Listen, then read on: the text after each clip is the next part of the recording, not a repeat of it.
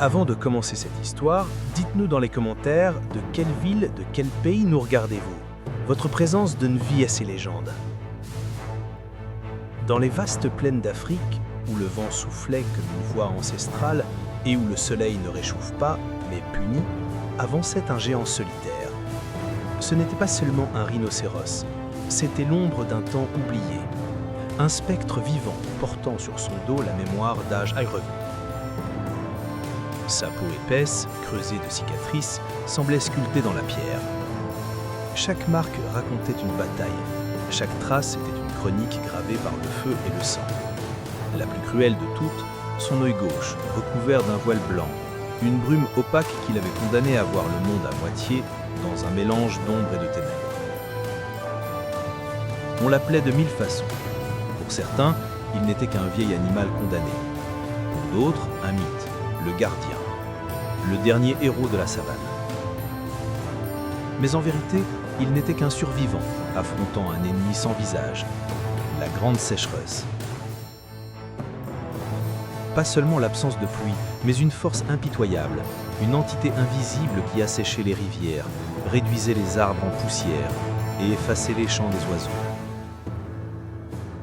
Les eaux blanchies par le soleil jonchaient le sol, comme des souvenirs de défaites anciennes. Et au milieu de ce désert grandissant, le vieux rhinocéros marchait.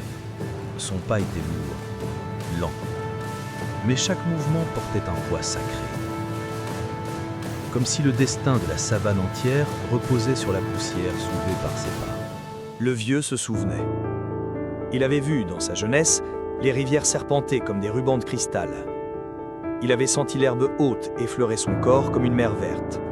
Il avait entendu le tonnerre de la pluie qui ne détruisait pas, mais nourrissait.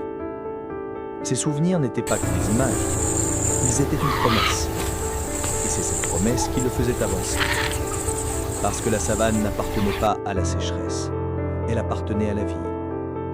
Lorsque la nuit tomba, elle n'apporta ni musique des grillons, ni rugissement lointain. Ce qui resta fut un silence dense, presque oppressant. Et pourtant, autour du géant, de petites silhouettes commencèrent à apparaître.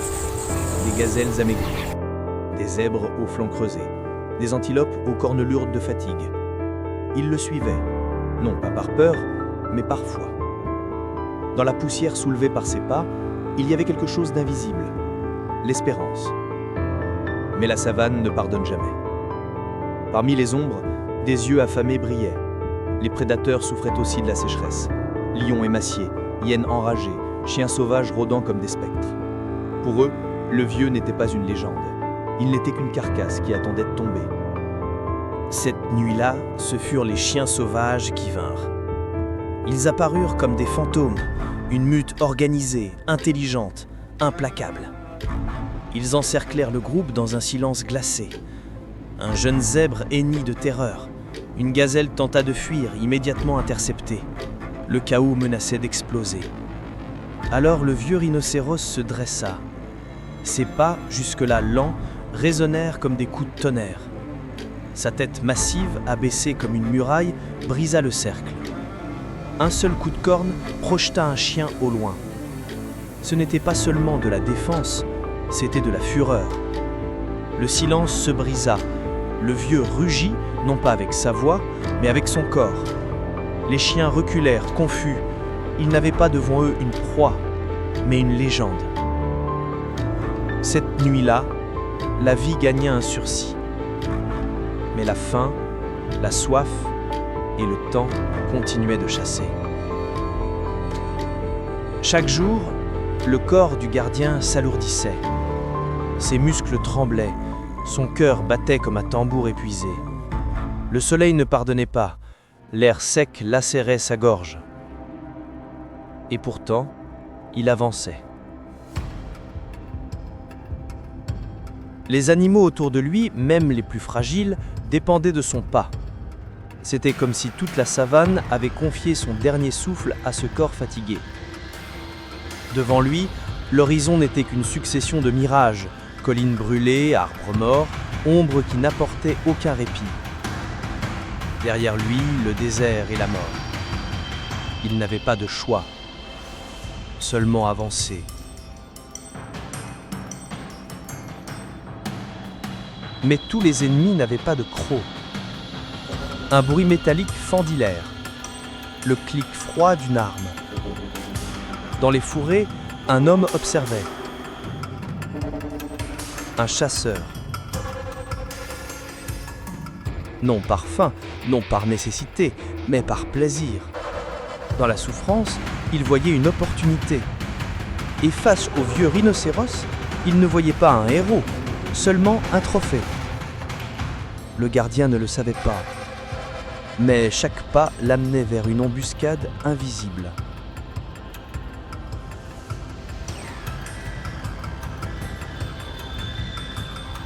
Ce fut au crépuscule que tout bascula. Le soleil plongeait, colorant la terre de sang. Les animaux, épuisés, se regroupaient quand le coup de feu éclata. Le bruit déchira la savane. Un petit zèbre s'effondra, blessé, criant de douleur. Le chasseur sortit de l'ombre, ricanant. Sa voix était venimeuse. Un tir, un prix. Qui sera le prochain? Mais il n'avait pas prévu ce qui allait suivre. Le vieux rhinocéros s'arrêta. Son corps, marqué, tremblant, sembla se redresser avec une force qui ne venait pas de la chair, mais de l'âme. Son œil valide s'embrasa d'une lueur de feu. Et il chargea. C'était une course maladroite, sanglante, désespérée. Mais c'était une course sacrée. Chaque pas était douleur, chaque seconde sacrifice. L'impact fut terrible. Le corps humain fut projeté comme un fétu de paille. L'arme écrasée devint inutile. Le chasseur paniqué s'enfuit. Son rire s'était transformé en cri. La savane, pour la première fois depuis longtemps, retomba dans un silence total. Et dans ce silence, une légende venait de naître. Le gardien tituba. Son corps saignait, ses muscles se brisaient. Mais son regard se posa au loin, sur un miracle. L'eau. Une source minuscule, cachée, avait survécu à la sécheresse. Il l'atteignit, but lentement. Chaque goutte était une victoire, chaque souffle, une délivrance. Autour de lui, les animaux burent aussi. Ils ne pleuraient pas de peur, mais de gratitude silencieuse. Le vieux se coucha, ferma les yeux. Non pas dans la défaite, mais dans la paix. Il n'était plus un animal. Il était devenu éternité. Cette histoire n'est pas seulement celle d'un rhinocéros, c'est celle de tous ceux qui, même à la fin, choisissent de lutter, non pour eux-mêmes, mais pour les autres. Parce que le vrai courage ne rugit pas toujours. Si cette histoire vous a touché, laissez un like, partagez-la et surtout, dites-nous dans les commentaires de quelle ville, de quel pays vous nous regardez. Ensemble, faisons vivre cette légende. De l'obscurité naît la vérité. Nous nous retrouvons dans la prochaine aventure.